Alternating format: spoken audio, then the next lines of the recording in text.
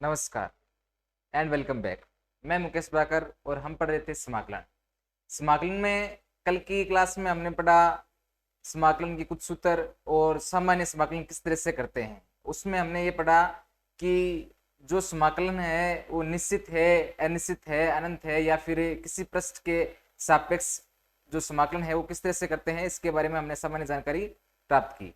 आज हम पढ़ेंगे उससे जस्ट आगे, जिसमें हम पढ़ेंगे डबल इंटीग्रल यानी कि दो बार समाकलन। दो बार समाकलन कैसे करते हैं तो आइए देखते हैं। तो दो बार समाकलन करने से पहले हम ये देखते हैं कि निश्चित समाकलन आना आपको जरूरी है। तो निश्चित समाकलन क्या होते हैं, जैसे मैंने लिखा कि इंटीग्रल ऑफ 0 से 1 x dx, ठीक है।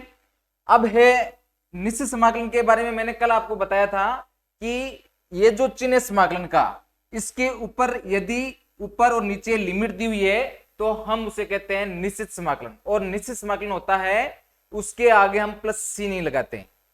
क्यों? क्योंकि जो अनिश्चित समाकलन होता है उसको मैंने ऐसे लिखते हैं जैसे कि x dx, ये लिख दिया।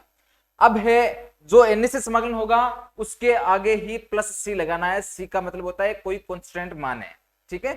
तो अब देखो इस निश्चित समाकलन को हल कैसे करते हैं।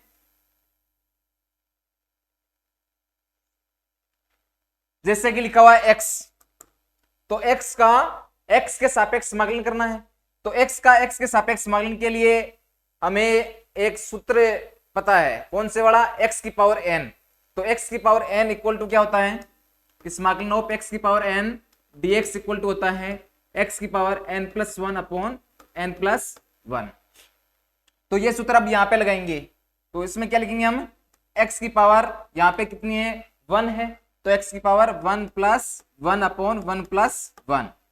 और यहां पे इसको कोष्टक बना दो और लोअर लिमिट और ये होगी अपर लिमिट। तो x की पावर कितनी होगी, 2 अपॉन 2, 0 से 1। अब क्या करोगे, इसमें जो कांस्टेंट मान उसको बाहर ले ले, जैसे कि 1/2 है तो 1/2 को मैंने बाहर ले लिया। तो यहां पे क्या बचा, x स्क्वायर 0 से 1, ठीक है। अब देखो यहां पे इसका समाकलन हो चुका है। अब हमें क्या करना है, इस लिमिट है ना, इसका मान इसमें रखना है x की जगह। तो x की जगह कैसे रखेंगे कि 1/2 लिख दिया, और जो ये लिमिट दी हुई होती है जिसमें यहां पे ऊपर लिमिट 1 है और नीचे की जो लिमिट है वो है 0, तो हमें क्या करना है कि अपर लिमिट माइनस लोअर लिमिट। तो मैं क्या लिखूंगा इसको, x स्क्वायर यानी कि 1 का स्क्वायर माइनस यहां पे कितना हो जाएगा, 0 का स्क्वायर। 0 का स्क्वायर कितना करो, 0 रहने वाला है, तो ये हो गया 1/2 एंड 1 माइनस 0, तो कितना हो गया 1/2। तो इस तरह से हमें निश्चित समाकलन करना है। तो अब देखो जैसे डबल इंटीग्रल आ जाए, यहां पे सिंगल इंटीग्रल था, कैसे कि dx, x का हमने x के सापेक्ष किया, डबल आ जाए तो डबल में हम क्या करते हैं कि यहां पे जैसे कि x लिख दिया, x का x के सापेक्ष, और यहां पे क्या कर देंगे y के सापेक्ष और करना हो तो y के सापेक्ष और लिख दिया। यहां पे है ये आ जाएगा और इंटीग्रल। ट्रिपल आ जाए तो ट्रिपल में भी यही करना है कि समाकलन का एक चिन्ह ज्यादा आ जाएगा और एक आगे कोई भी है dz लिख दिया तो dz के सापेक्ष समाकलन हो जाएगा। तो single integral, double integral and triple integral, इनके बारे में आप समझ गए होंगे कि किस तरह से आपको अवकलन करना है। लेकिन इसमें आपको यह ध्यान रखना है कि सबसे पहले जब आप समाकलन करते हो तो समाकलन में क्या करना है कि जो फर्स्ट पास में जो इंटीग्रल का चिन्ह होता है उसकी तो लिमिट रखनी है, और जो लास्ट में होता है ना, जैसे कि हम यहां पे लिख रहे हैं लास्ट में dz लिखा, तो dz के सापेक्ष पहले आपको समाकलन करना है, उसके बाद में dy का समाकलन करना है, फिर उसके बाद में dx का समाकलन करना है। इस तरह से हमें क्वेश्चनों को हल करना है। अब है, कल मैंने आपको बताया था एक प्रतिस्थापन विधि के बारे में, ठीक है। तो प्रतिस्थापन विधि आप समझ गए होंगे, लेकिन अब जो आपके क्वेश्चंस आएंगे ना, तो वो ऐसे नहीं कि आपको प्रतिस्थापन विधि के आधार पर ही आएंगे कि आप बस ये क्वेश्चन आ गया तो आप केवल प्रतिस्थापन विधि से ही हल करोगे। क्यों? कि ये कोई कंपलसरी नहीं है समाकलन।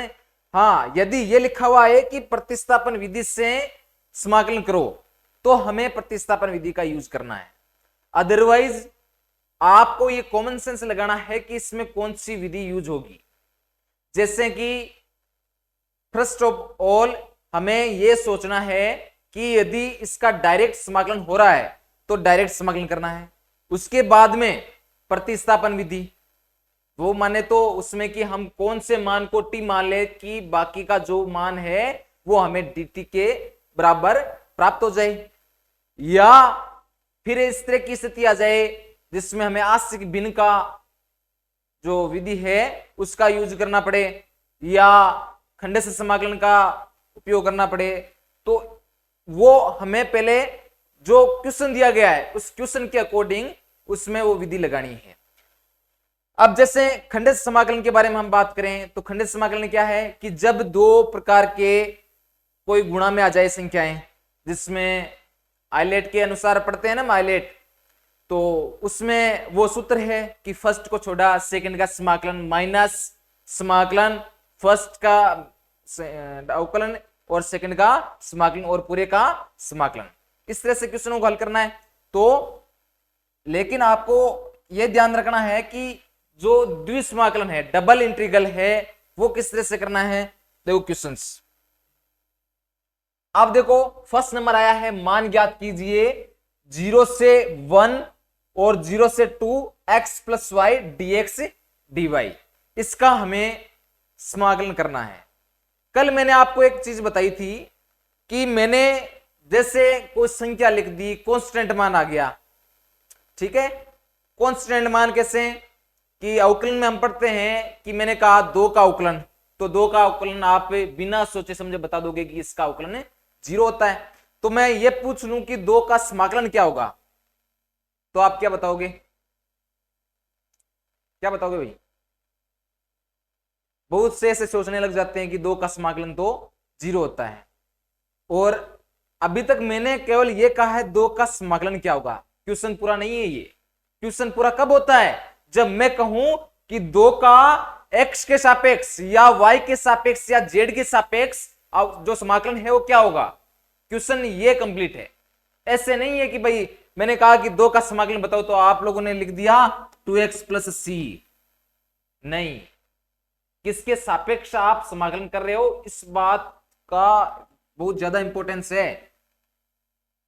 वैसे ही अवकलन में आप देखना, बहुत से ऐसे होते हैं जो कि क्या करते हैं कि मैंने कहा कि इस 3 का अवकलन क्या होगा, तो हाँ ये तो कांस्टेंट मान है, कांस्टेंट मान का तो मान लिया, लेकिन बाय द वे जैसे कि y आ गया, तो अब y का अवकलन मैंने कहा कि y का अवकलन करो, तो बहुत सारे क्या करते हैं कि y का तो dy बाई dx होता है, और मैं यही बोल दूं इस क्वेश्चन को y का y के सापेक्ष अवकलन क्या होगा, तो क्या होता है y का y के सापेक्ष 1 होता है।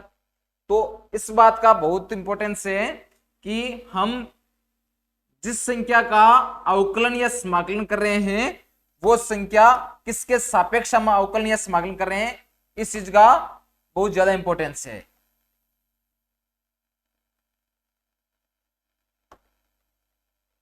तो अब देखो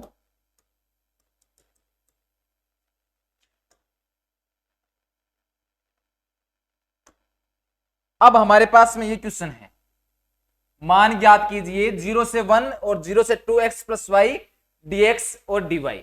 इसका हमें समाकलन करना है।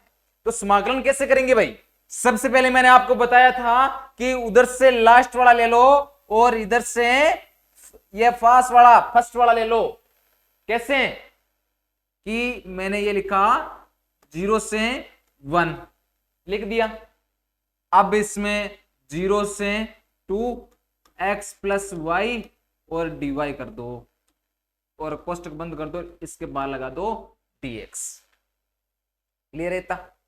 अभी तक मैंने जो किया है वो समझ गए होंगे आप कि जो ये पास वाला है समाकलन वाला 0 से 2, इसका समाकलन इसके पास में यहां पे समाकलन का चिन्ह लगाओ 0 से 2x प्लस वाई और उधर से लास्ट वाले का इनके सापेक्ष से समाकलन करना है।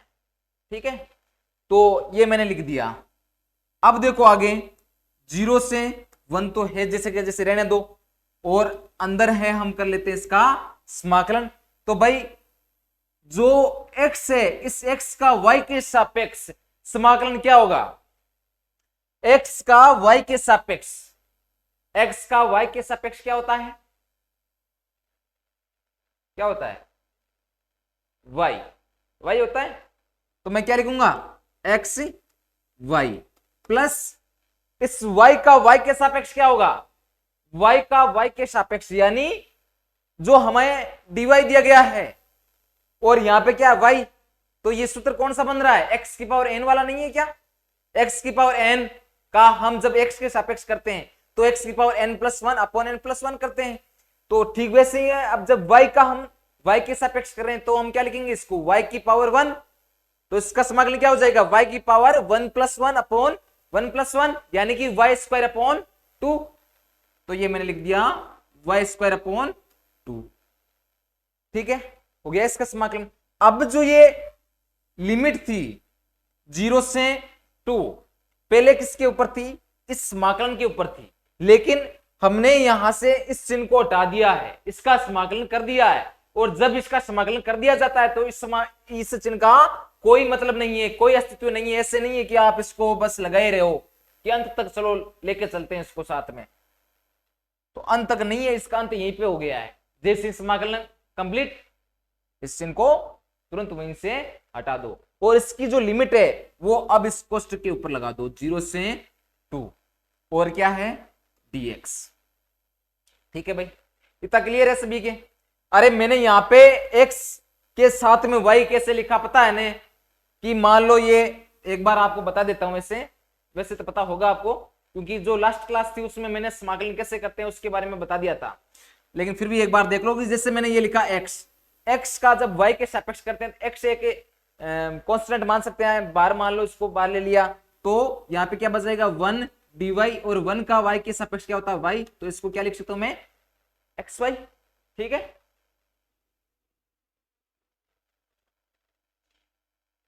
तो अब देखो भाई समाकलन का चिन्ह वापस लगाओ। अभी हमने इस एक समाकलन के चिन्ह को हटाया है, एक बार समाकलन किया है तो एक बार समाकलन के चिन्ह का यूज खत्म हो चुका है, लेकिन दूसरे वाला अभी भी पड़ा है। अभी तक हमने दूसरे वाले का कहीं पर भी यूज नहीं किया है, तो अब क्या करेंगे X Y plus Y square upon 2, तो upper limit minus lower limit. मैंने अभी जस्ट बताया था पहले कि जब समाकलन करते हैं, समाकलन कर दिया तो जो अपर लिमिट होती है उसमें से लोअर लिमिट को घटाना है। तो यहां पे क्या लिखूंगा भाई मैं, अब यहां पे किसके सापेक्ष कर रहे थे हम, y के सापेक्ष किया ना, अरे y के सापेक्ष किया। अब ऐसे नहीं कि आप यहां पे x की जगह मान रखने लग जाओ, y का जहां जहां y है वहीं वहीं आप मान रखोगे। ठीक है, यहां पे x है, अभी आप पूछोगे सर यहाँ पे x है तो x की जगह हम मान क्या रखें, तो x की जगह आपको मान कुछ भी नहीं रखना है। ठीक है, क्यों, क्योंकि जब हम यहाँ पे y के सापेक्ष कर रहे हैं तो हमें x से कोई लेना देना नहीं है, x का कोई मतलब नहीं है हमें, क्योंकि x यहाँ पे हम ऐसे मान लो कि एक कांस्टेंट है, उससे हम लेके नहीं चल रहे हैं, वो तो जबरदस्ती हमारे साथ में आ रहा है तो अब उसको ले चलो बस। ठीक है, तो y की जगह रखो x dot 2 plus Y square यानी 2 का square upon 2 minus upper limit यहां पे मान रख दिया। अरे जहां जहां y था वहां वहां मैंने 2 रख दिए मान। अब क्या करना है, इसको तो इस पूरे कोष्ट के अंदर पहले अपर लिमिट रखनी है, ठीक है, फिर माइनस पूरे जो कोष्ट के उसमें लोअर लिमिट रखनी है। तो यहां पे मैं रखूंगा 0, तो x डॉट 0 प्लस y का स्क्वायर, y की जगह मान रखना है तो कितना हो जाएगा 0 का स्क्वायर अपॉन 2 dx। अब देखो इस लिमिट का भी काम तमाम हो गया ना, कैसे कि यहां से 0 से 2 था और मैंने यहां पे 0 से 2 मान रख दिया। जब मैं मान रख दूंगा तो अब इनका कहीं यूज है क्या, नहीं है ने, तो अब इसको आगे हल करो, 0 से 1, x को 2 से गुणा किया 2x प्लस ये हो गए 4/2 माइनस ये हो गया 0 प्लस ये भी हो गया 0, x को 0 से गुणा किया 0 और ये भी 0 हो गया और dx। ठीक है, अब यहां से 2 का भाग इसमें दूंगा तो 2 आ जाएगा, तो कितना प्राप्त हो गया यहां से 2x प्लस 2 dx, ये 0 हो ही गया। क्लियर है भाई था? अब क्या करेंगे, इसका समाकलन करना है, किसके सापेक्ष, x के सापेक्ष इस पूरे का समाकलन करना है। तो कैसे करेंगे, 0 से 1 रहने दो, यदि अब यहां पे आप चाहो ने तो दोनों में है तो आप कॉमन लेके भी इसको हल कर सकते हो, और यदि नहीं लेना चाहते तो मत लो, डायरेक्ट भी कर देंगे हम। कैसे करेंगे कि अब यहां पे 2x है तो 2 को रहने दो, x का x के सापेक्ष समाकलन क्या होता है, x का x के सापेक्ष, यानी कि x की घात कितनी है 1, वही सूत्र लगेगा x की पावर n वाला, तो x की power n equal to x की पावर n+1 अपॉन n+1। तो मैं क्या कर सकता हूं इसको, x की पावर 2/2 प्लस इसका समाकलन कंप्लीट हो गया। अब आगे रहा 2, तो 2 लिख दिया, 2 के गुणा में भाई क्या है, 2 के गुणा में 1 है, कांस्टेंट मान है, और उस 1 का x के सापेक्ष जब हम समाकलन करते हैं तो क्या आएगा, x के सापेक्ष करेंगे तो हमारे पास में आएगा x। हो गया समाकलन कंप्लीट। अरे समाकलन कंप्लीट हो गया, अभी नहीं हुआ है, अभी लिमिट और पड़ी है, लेकिन इस x का रोल हमने यहाँ पे खत्म कर दिया। आप चाहो ना तो इसमें आप यहाँ पे ये भी लिख सकते हो 0 से 2। ठीक है, तो अब देखो इस 2 से ये 2 कैंसिल हो गया, तो क्या बच गया x² प्लस 2x 0 से 1, 0 से 1 है, सॉरी अब 2 नहीं है, 0 से 1 ही है, तो यहाँ पे भी 0 से 1, फिर से वही अपर लिमिट माइनस लोअर लिमिट, तो मैं क्या लिखूंगा, इसको लिख दिया 1 प्लस 2.1 माइनस यहां पे हो जाएगा 0 प्लस 2.0, तो ये हो गया 2 और 1 3 माइनस 0, तो कितना प्राप्त हो गया, ये आ गया भाई अपने आप।